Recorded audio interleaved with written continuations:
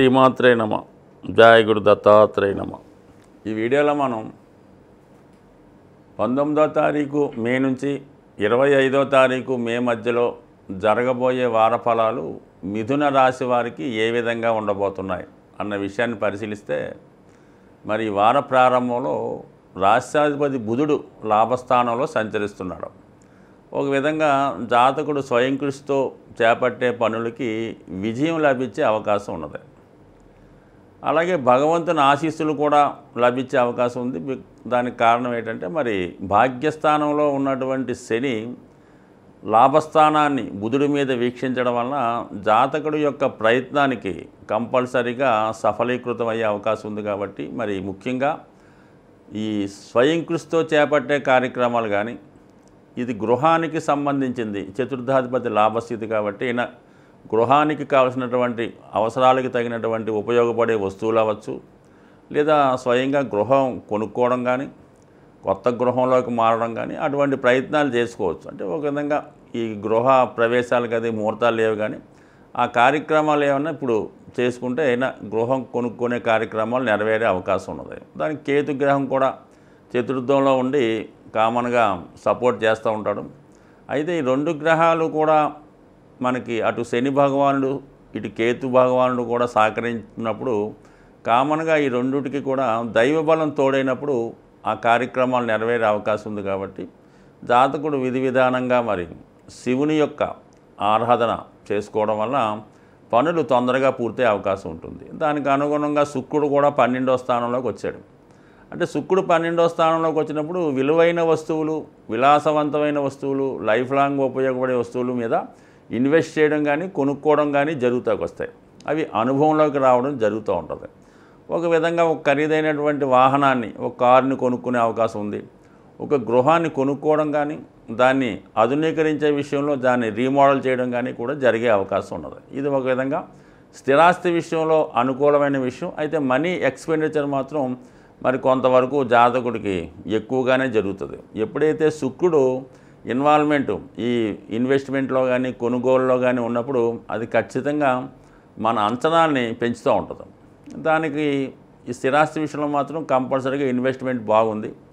ఇక ఇంకొక ఉత్తమమైన కాంబినేషన్ ఏంటంటే, మనకి పంచమాధిపతిగా ఉన్నటువంటి శుక్రుడు, సప్తమాధిపతిగా ఉన్నటువంటి రవి కలిసి సంచరించడం అన్నది ఈ రాశి వారికి, అంటే ఇది వివాహం కొరకు ఎదురు చూస్తున్న వారికి, మరి ఆల్రెడీ మీరు పరస్పరం ఇష్టపడి ఉన్నటువంటి వాళ్ళు ఎంతో కారణాల వల్ల కొంత దూరంగా ఉండొచ్చు. అంటే ఇష్టపడిన వాళ్ళు అమ్మాయి కానీ అబ్బాయి కానీ వేరే ప్రాంతంలో ఉండడం, అమ్మాయి అబ్బాయి ఒక చోట అబ్బాయి ఒక చోట ఉండే అవకాశం ఉంది. వాళ్ళు ఈ సమయంలో మరి రాబోయే వివాహ ముహూర్తాల్లో ఒక నిర్ణయానికి కూడా రావచ్చు. ఈ కాంబినేషన్ ఏంటంటే, మీరు మీ ప్రపోజల్ని వివాహం చేసుకుందామనే ఉద్దేశాన్ని మీ పెద్దలకి తెలపడం వల్ల సరైనటువంటి సమయం ఇది. ఇలా తెలపడం వల్ల మీకు వాడి యొక్క ఆశీస్సులతో, పెద్దల అంగీకారంతో ప్రేమ వివాహాలు కొరకు ఎదురు చూస్తున్న వారికి జరిగే అవకాశం ఉంటుంది. అయితే ఇది ముహూర్తాలు లేవు, కానీ దాని తగు ఏర్పాట్లు చేసుకోవడానికి సమయం ఆసన్నమైంది. అలాగే తృతీయాధిపతిగా ఉన్నటువంటి రవి కూడా అక్కడ ఉండడం వల్ల ఇవన్నీ కూడా మిత్రుల సహకారంతో, దగ్గర వారి సహకారంతో ఇటువంటి శుభ కార్యక్రమాలు లాంటివి జరిగే అవకాశం ఉంది.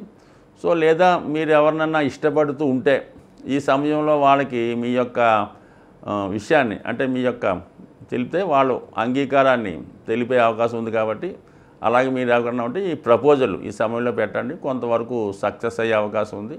సో ఇవన్నీ కూడా మనకి ఈ శుక్ర రవి గురుగ్రహాల సంచారంతో ఈ సమయంలో మీకు ఇటువంటి అవకాశాలు కలిగే అవకాశం ఉంది. సో అయితే మీరు ఖచ్చితంగా మాత్రం రవిగ్రహాన్ని గట్టిగా పూజించుకోవడం కొరకు ప్రతిరోజు సూర్య నమస్కారం చేసుకోవాల్సిన అవసరం ఉంది. అంటే ఈ గురు శుక్రగ్రహాలు రెండు కూడా రవికి దగ్గరగా ఉండి మౌఢ్యం పొందడం వల్ల ఇప్పుడు చెప్పిన కార్యక్రమాలు జరుగుతాయి, కానీ అది ఖచ్చితంగా కొంత ప్రయత్నం చేయవలసి ఉంటుంది. అంటే మౌఢ్యం ఎంతకాలం ఉంటుంది? కంపల్సరీగా జూన్ 2వ తారీఖుతో విడిపోతుంది. అలాగే ఇప్పుడు ఉన్నటువంటి మీ సమస్య కూడా జూన్ 2, 3 తారీఖుల తర్వాత శుభ్రంగా సాల్వ్ అయి అందరూ మీకు సహకరించి మీ కార్యక్రమాలు ప్రారంభించే అవకాశం ఉంది. అలాగని ఇప్పుడు ప్రయత్నం చేయకుండా ఉండకూడదు.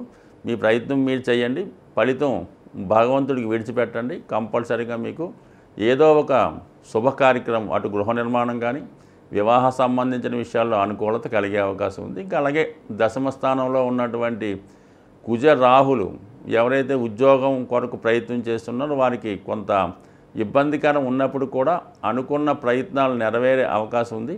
అయితే ఉద్యోగస్తుల మీద అధిక ఒత్తిడి ఏర్పడే అవకాశం ఉంటుంది. అది టెంపరీగా కొంతకాలం పాటు ఈ ఒత్తిడి అంటే ఈ నెలాఖరు వరకు ఈ వృత్తిలో అసహనం ఇబ్బంది ఉండే అవకాశం ఉంది. కాబట్టి దాన్ని ఈ నెలాఖరుతో ఈ కుజ రాహుల్ కాంబినేషన్ ఇడిపోవడం వల్ల మరి కుజుడు లాభస్థానంలోకి రావడం వల్ల మరి తర్వాత వృత్తిలో ఇంప్రూవ్మెంటు రావాల్సింది చేతికి రావడం అభివృద్ధి ఇవన్నీ కలుగుతాయి. కాబట్టి ఏదన్నా ఇంపార్టెంట్ విషయం ఏంటంటే అన్ని విషయాలు అనుకూలంగా ఉన్నాయి. కొద్దిగా ఓర్పు వహిస్తే ఖచ్చితంగా మీరు అనుకున్నది సాధించే అవకాశం ఉంది. ఈ వార ఫలాలు మనం తెలుసుకునే ముందు ముఖ్యంగా ఈ వారం మరి ఒక మంచి రోజుతో ప్రారంభం అవడం జరిగింది. అంటే 19వ తారీఖు నుంచి మనం 25 వరకు తెలుసుకుంటున్నాం కదా. ఈ 19వ తారీఖు ఆదివారం ఏకాదశితో ప్రారంభమైంది. ఇది సత్యనారాయణ స్వామి అన్నవరం సత్యనారాయణ స్వామి వారి కళ్యాణం కూడా ఇదే రోజు జరుగుతుంది. అంటే మనం ఎప్పుడూ కూడా దైవాన్ని పూజించడం కొన్ని పుణ్యక్షేత్రాలు దర్శించడం చేస్తూ ఉంటాం. కానీ కొన్ని ప్రత్యేక దినాల్లో ఆ భగవంతుణ్ణి పూజించినప్పుడు మనకి ఆ ఫలితం విశేషంగా రావడం జరుగుతుంటుంది. ఉదాహరణకు మరి ఏకాదశి రోజు విష్ణుమూర్తి ప్రియమైంది కాబట్టి ఆ విష్ణుమూర్తి ప్రియమైన రోజున అన్నవరం సత్యనారాయణ స్వామి కళ్యాణం కూడా జరుగుతుంది. కాబట్టి వీలైన వాళ్ళు మరి ఆ కళ్యాణాన్ని దర్శించవచ్చు. అది డైరెక్ట్గా వెళ్ళలేని వాళ్ళు ఇప్పుడు టీవీలో కూడా లైవ్ టెలికాస్ట్ అయినప్పుడు అది మనం చూడటం వల్ల కూడా సేమ్ అదే ఫలితాన్ని మనకి రావడం జరుగుతూ ఉంటుంది. సో అలాగే అదే రోజున మరి వెంకటేశ్వర స్వామి టెంపుల్కి వెళ్ళడం కూడా జాతకంలో ఉన్నటువంటి దోషాలు తొలగిపోయి గురుగ్రహ అనుగ్రహం అలాగే రవిగ్రహ అనుగ్రహం కూడా సంపూర్ణంగా లభిస్తాయి. కాబట్టి కామన్గా మరి ఈరోజు అదొకటి గుర్తుపెట్టుకోండి.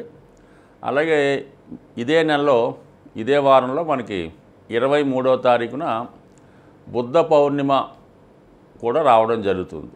పౌర్ణిమ రోజు అమ్మవారిని దర్శించడం వల్ల అమ్మవారిని విధి విధానంగా పూజించడం వల్ల లక్ష్మీ అమ్మవారిని మరి కనకదార స్తోత్రంతో కానీ అలాగే లలితా సహస్రనామంతో కానీ పూజించడం. వీలున్న వాళ్ళు సాయంకాలం దాకా ఉపవాసం ఉండి మరి చంద్రుడు వచ్చిన తర్వాత అమ్మవారికి పాయసం నైవేద్యంగా పెట్టి మరి లలితా సహస్రనామాన్నో కనకదార స్తోత్రాన్నో పారాయణ చేయడం వల్ల వివాహంలో ఉన్నటువంటి దోషాలు తొలగుతాయి.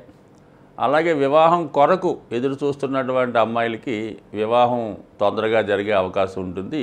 ఇది కూడా మంచిది. బట్ అదే రోజున మనకి అన్నమయ్య జయంతి కూడా రావడం జరుగుతుంది.